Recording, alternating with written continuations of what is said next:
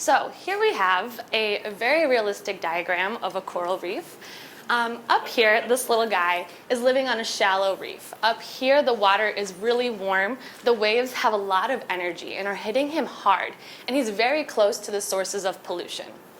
This little guy is living on a mesophotic reef, meaning intermediate light, and down here, the water's a little cooler, the waves have less energy, and there's a bit of a buffer from pollution.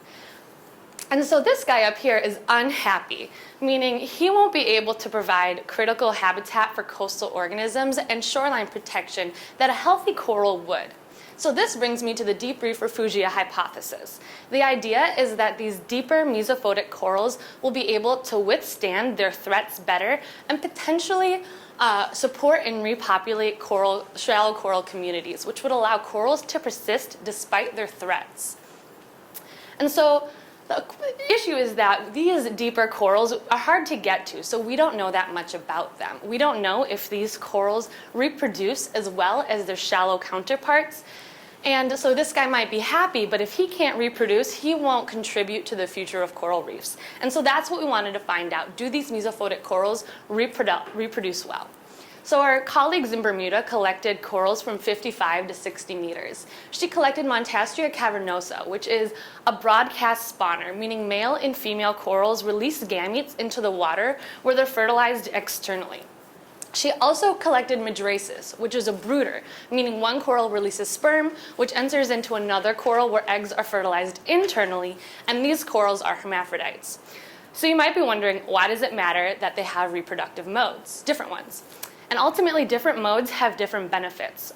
A brooder will be really successful when close to their parents, while a spawner will be more successful further away. But maybe overall will have a lower survivorship of offspring. So, what did we find? We found eggs. In both species, eggs were found at mesophotic depths. And this is really exciting news. For one thing, this is the deepest known evidence of hard coral reproduction, which in and of itself is really cool.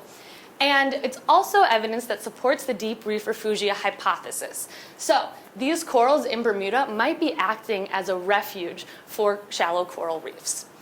And so